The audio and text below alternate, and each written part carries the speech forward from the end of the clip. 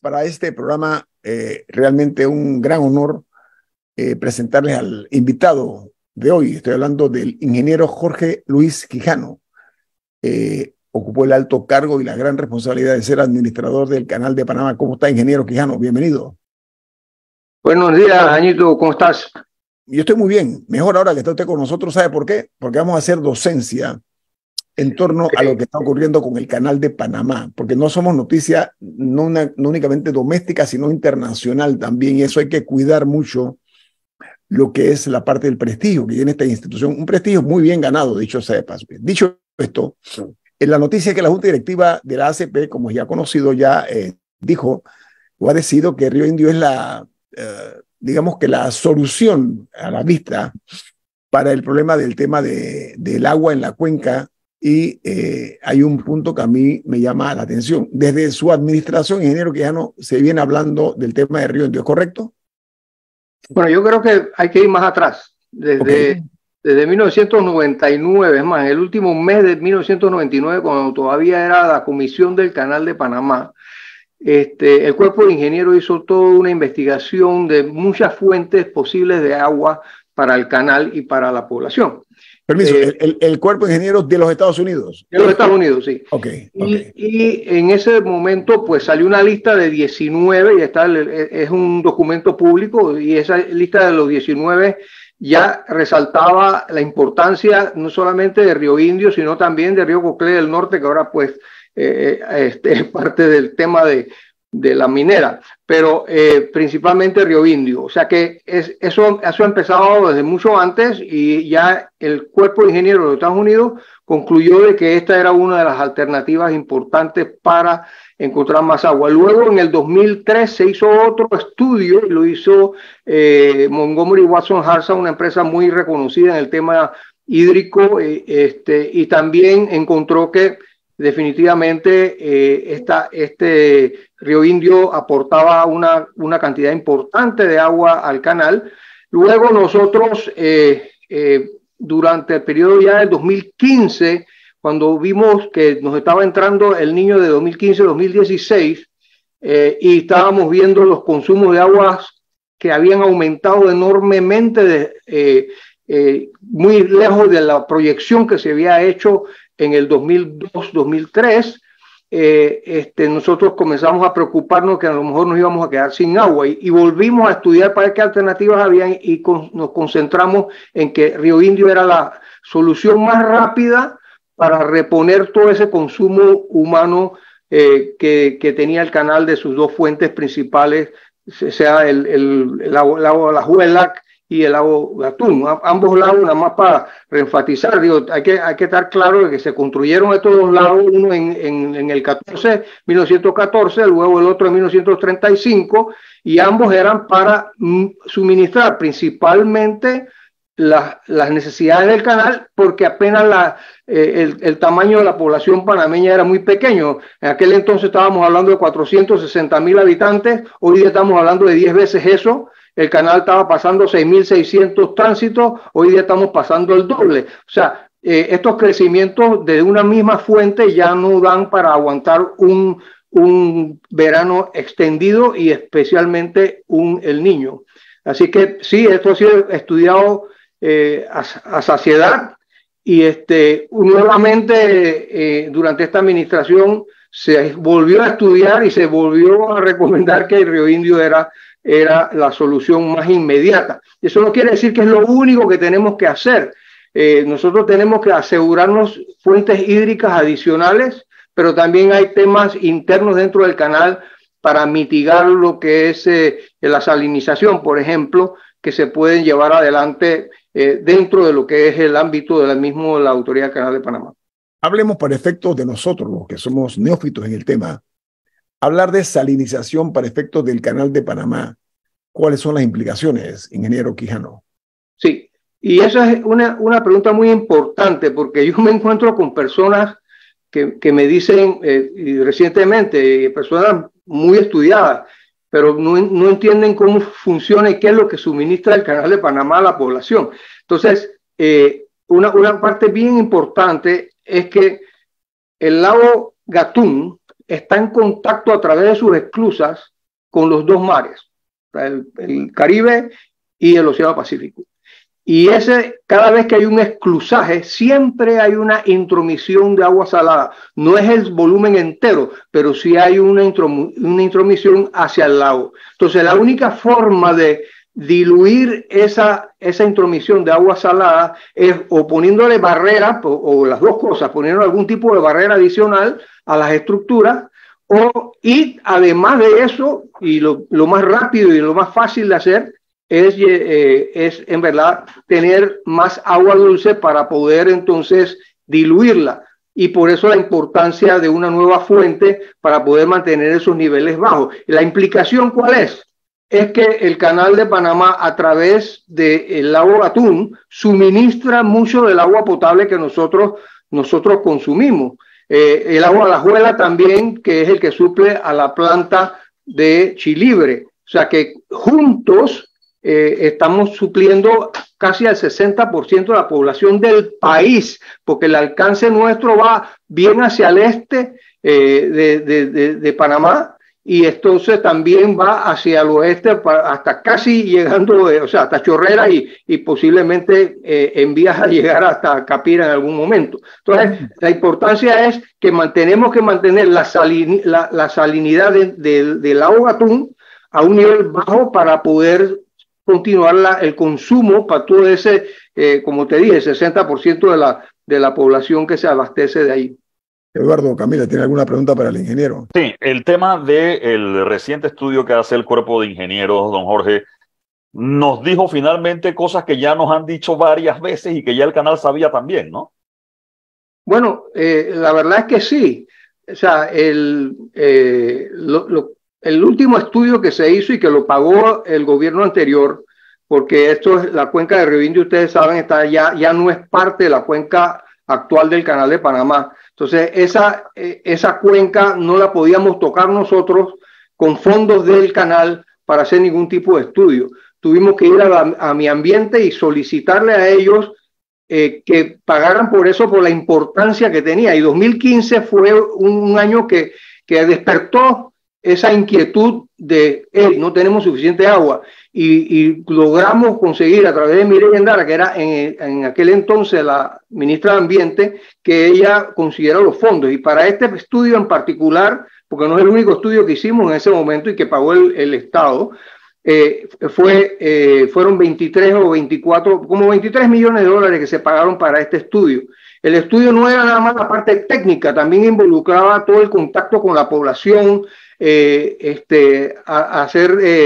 hablar con ellos ya de reubicación a aquellas personas que iban a ser afectadas, hablar también de compensación por sus bienes, hablar de cómo le íbamos a reubicar y qué le íbamos a añadir, carretera de producción, escuela, fuente de agua, fuente de energía. Todas estas cosas se estaban ya comunicando en el año 2019. O sea que estos 23 millones era un estudio muy, muy profundo, y lo que quedaba entonces ya por hacer no era volverlo a estudiar, sino que había que retomar el estudio conceptual que tenía, además de hacer el estudio de impacto ambiental, y luego entonces decidir si se iba a hacer por diseño o construcción o se iba a hacer por una licitación primero para lo que era el diseño y luego para la construcción otra licitación. Eso quedó por decidirse,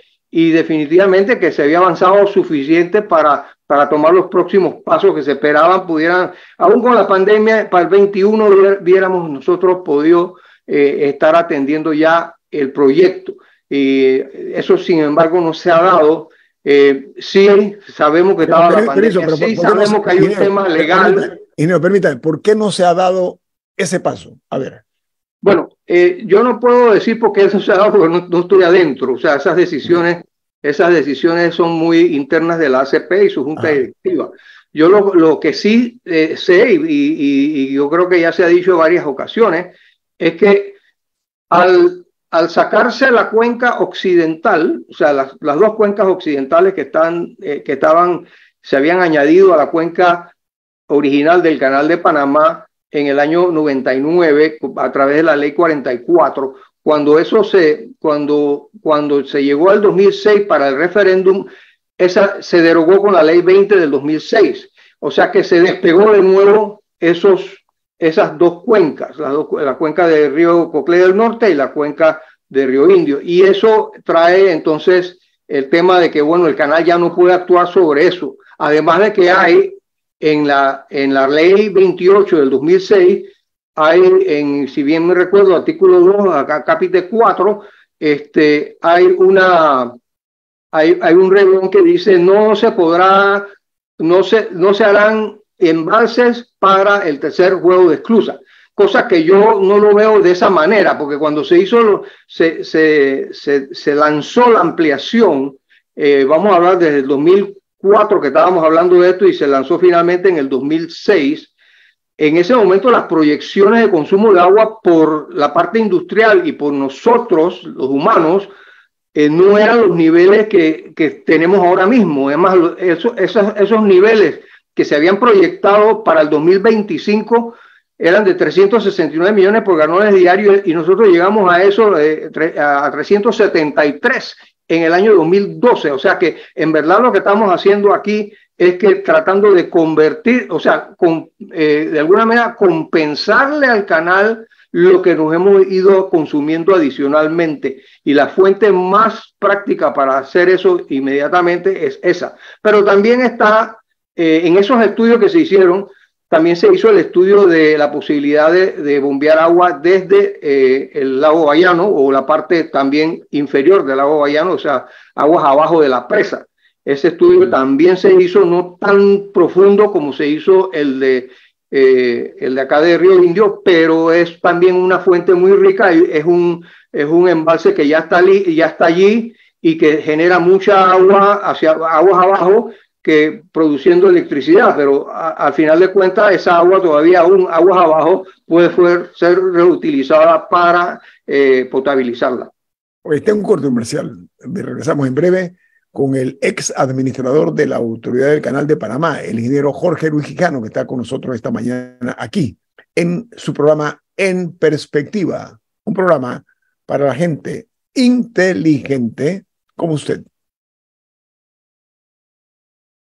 Bueno, nosotros en este programa nos preciamos que aquí no habla el que quiere, sino el que puede, al que invitamos, y es un honor para nosotros que haya aceptado la invitación de estar esta mañana en este programa En Perspectiva, el ingeniero Jorge Luis Quijano, ex administrador de la Autoridad del Canal de Panamá. Ingeniero, hay muchos comentarios acerca de la flexibilidad, la generosidad que contiene el contrato minero que está en la Asamblea Nacional, el contrato de Minera Panamá.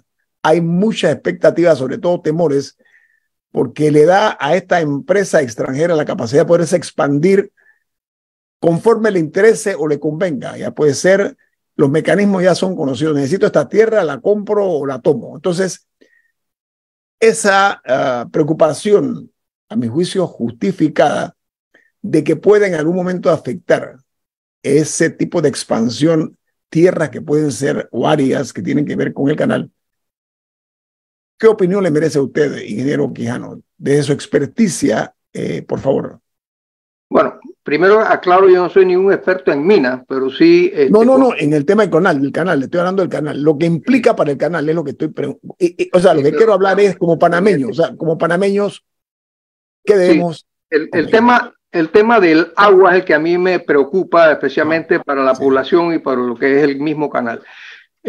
Y que sabemos que hay un cambio climático que ya no es que viene, sino es que ya está por aquí dando vueltas y ya lo vemos con la frecuencia en que se está dando el niño, que ha bajado de 15 años ahora prácticamente a cada 7 años. Entonces, esa preocupación nos lleva a que tenemos que tener fuentes hídricas para el futuro, no solamente inmediatamente para lo que necesita el canal sino, y la gente, sino que para futuro, con los crecimientos que se van a dar de población y demás, nosotros vamos a necesitar más agua. Y esa agua...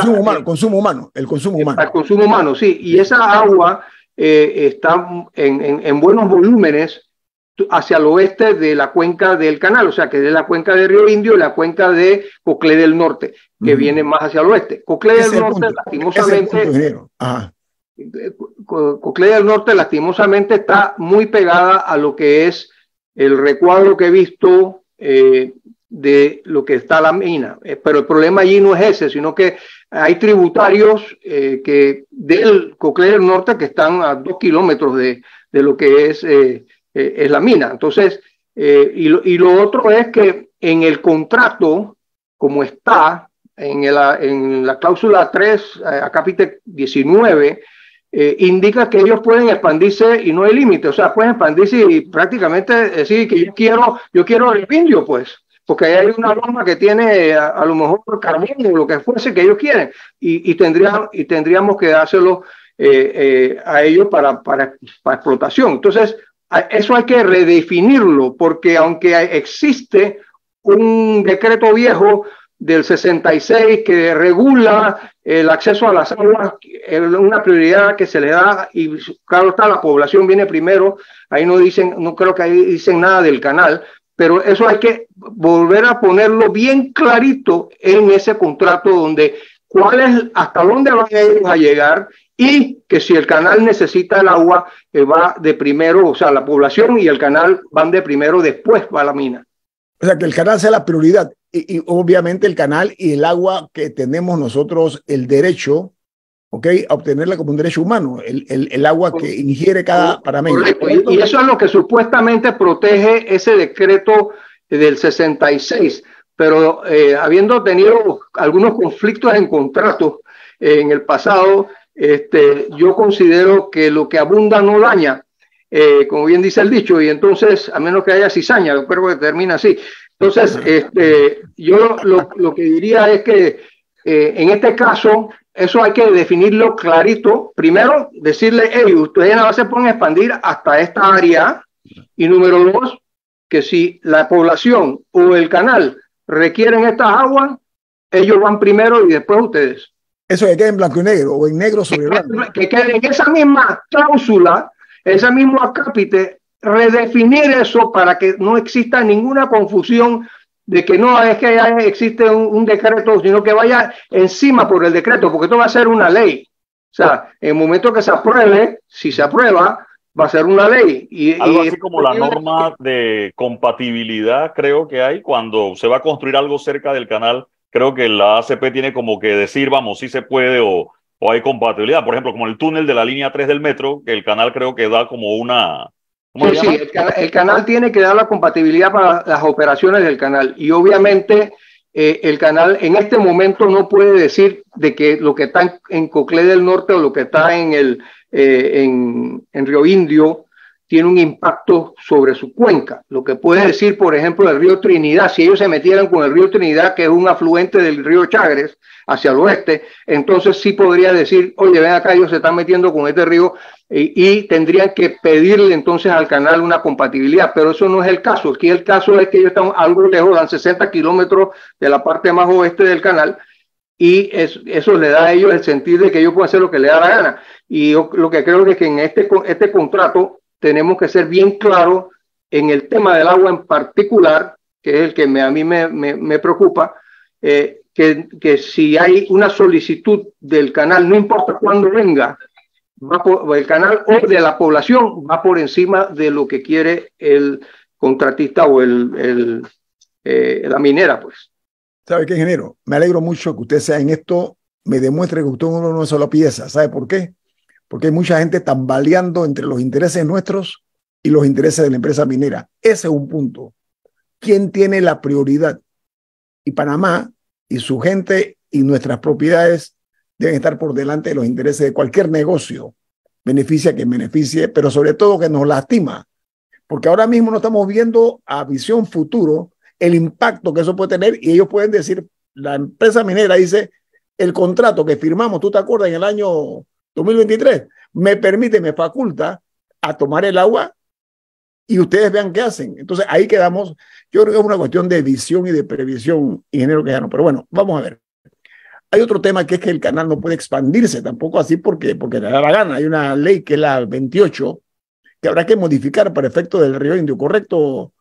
Sí, en este momento para el canal hacer algo en Río Indio requiere de un cambio de ley, porque la ley 28 del 2006 es bien clara y lo dice tácitamente, no se podrá construir un embalse para el tercer juego de esclusa, cosa que yo tengo mi posición, como te expliqué antes, porque el crecimiento del consumo humano ha sido tal y va a ser mayor, y aquí recuerden que si comenzamos hoy a hacer el embalse de Río Indio, va a tomar 3 a 4 años, 3 y medio a 4 años como mínimo, o sea que estamos hablando vamos a terminarlo en el 28, o sea, no es una solución inmediata. Sin embargo, y creo que Eduardo preguntaba antes sobre el consumo humano de los lagos, y lo que ahora mismo se toma de los lagos es alrededor de el equivalente a 8 tránsitos diarios. Esclusaje se llama, ¿no? Sí, esclusaje, sí. Son tránsitos de agua, equivalentes de agua diarios que se están utilizando para consumo humano hoy día. Sin embargo, ahora mismo hay varias construcciones de nuevas plantas, como la planta de Howard, como la planta de Gamboa, como la ampliación de la planta de Sabanitas 2, como la de Laguna Alta, que todavía no se ha definido si la van a expandir 5 millones de galones o la van a expandir a otros 15 más. O sea, no sabemos. El mismo módulo de Chilibre, que ya casi está terminado, está en 94%. O sea, cuando tú sumas todo eso, son 190 millones de galones diarios adicionales. Esos son 3.5 tránsitos equivalentes de agua adicionales. O sea, no estamos hablando de lo que nosotros estábamos viendo cuando se hizo la ampliación y cuando se tiró el referéndum. La situación de consumo humano e industrial es mucho más de lo que se había estimado cuando se hizo esa ley. Entonces, esto hay que recapacitar y decir, bueno, entonces, ¿qué vamos a hacer? No hacemos nada, porque está esa ley ahí. No, hay que modificarla, porque nos vamos a quedar sin agua.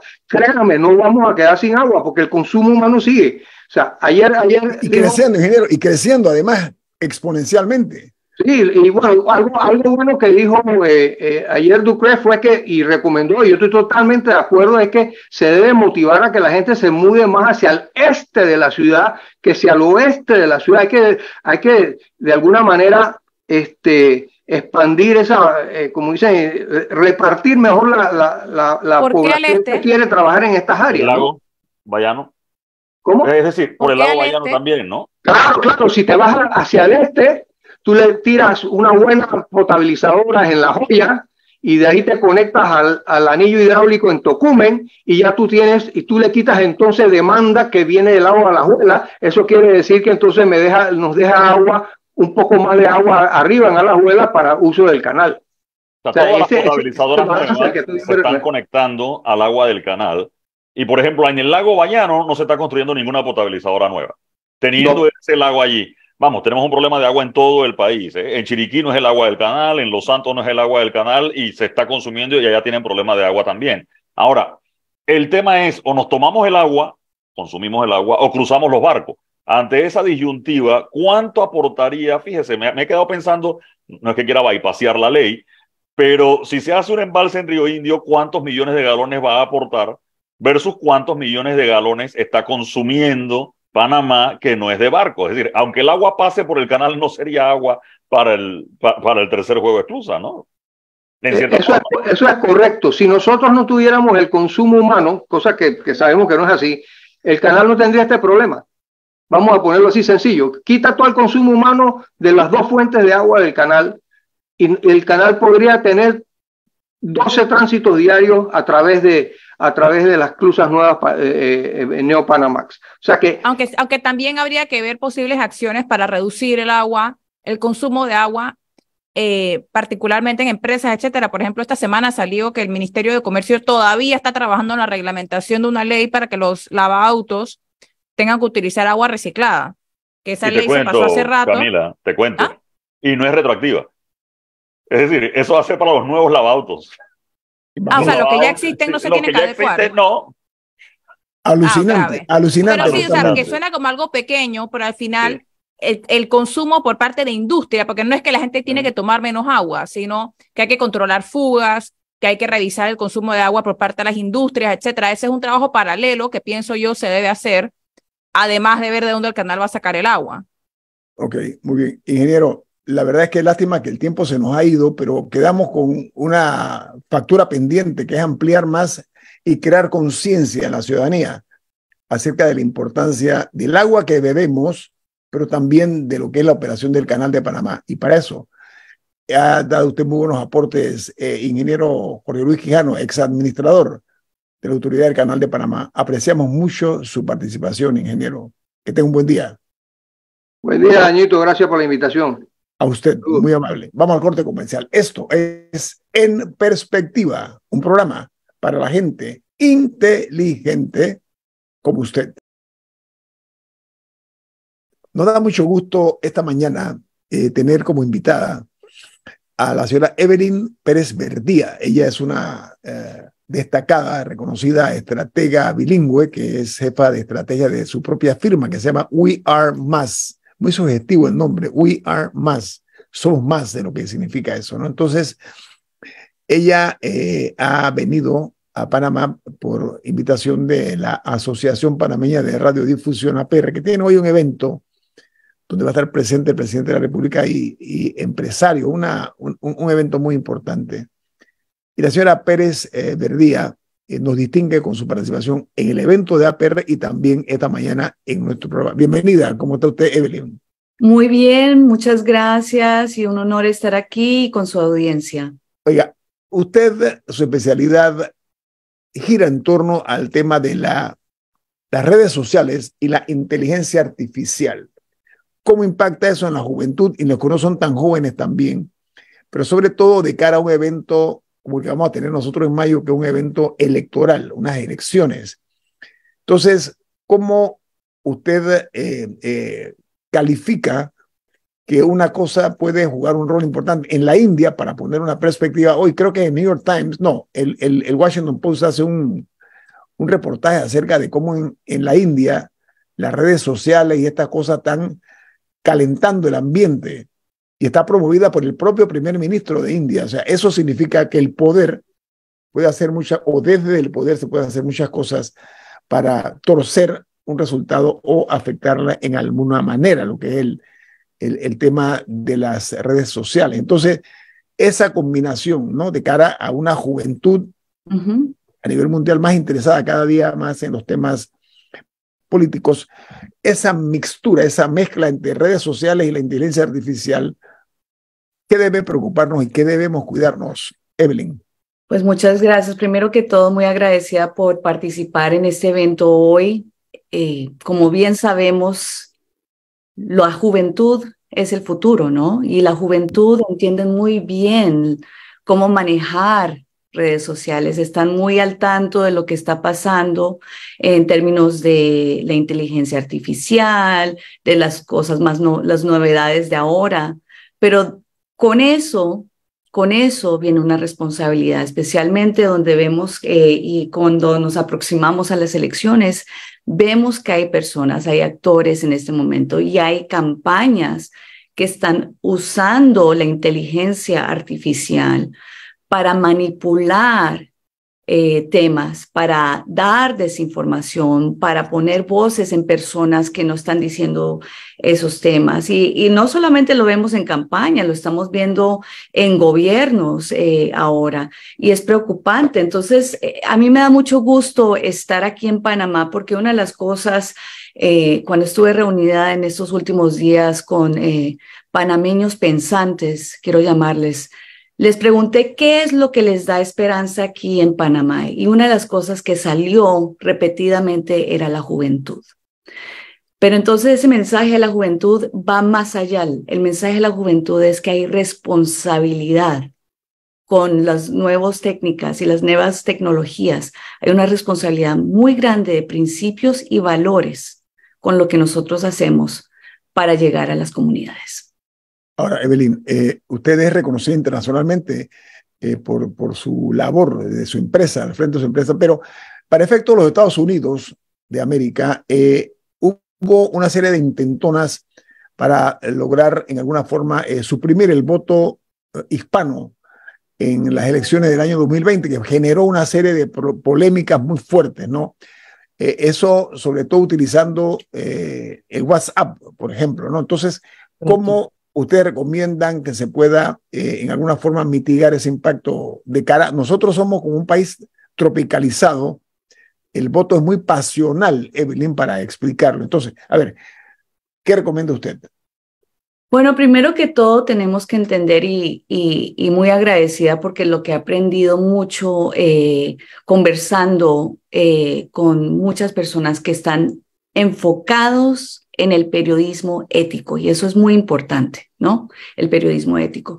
Yo fui la fuente que ayudó a los medios en inglés a nivel nacional a entender que habían actores malos actores, intentando debilitar las instituciones democráticas en los Estados Unidos para suprimir el voto hispano en los Estados Unidos. Esto no solamente tiene que ver con el voto hispano, lo están haciendo basado en culturas con diferentes idiomas.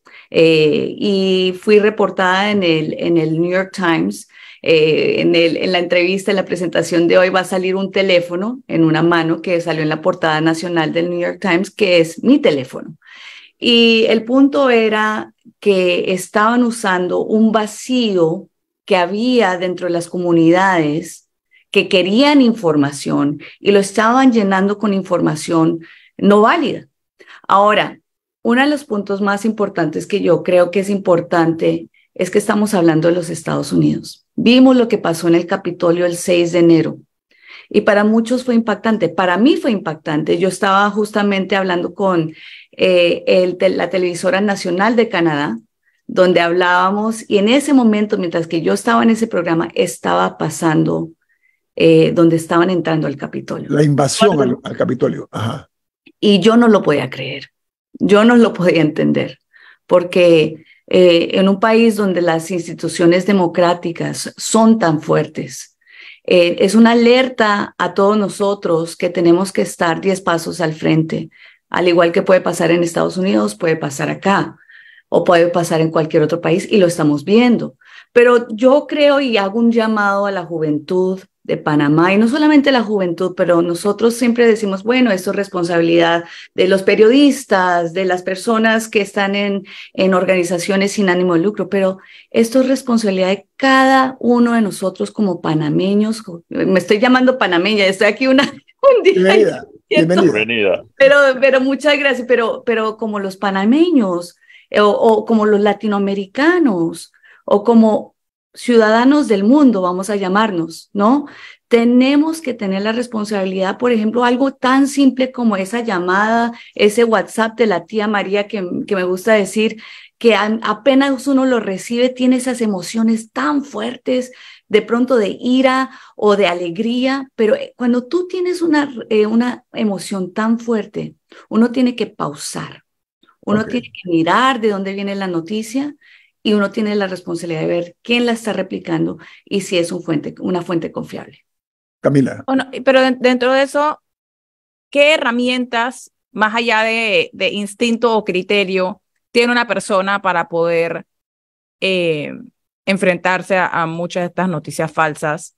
Por ejemplo, con temas de imágenes, yo sé que Google, con Google Images, te permite revisar, pero no todo el mundo sabe hacer eso, te permite revisar de que subes una foto de una protesta que te mandaron y que no, esto es de Venezuela en el 2015, te dice de dónde viene la foto, pero ahora que se pueden generar cosas, imágenes adulteradas y muchas otras cosas, ¿qué herramientas tiene una persona que no ha pasado por una capacitación de comunicación o que no ha sido entrenado para hacer esas cosas? Tengo 2 minutos y disculpa, que sabes que el tiempo... Claro que sí. Bueno, pues solamente así rapidito y va a ser parte de lo que voy a dar hoy en la presentación. Yo justamente doy talleres sobre esto y doy talleres de diferentes temas, pero uno es cómo ver y contrarrestar la desinformación.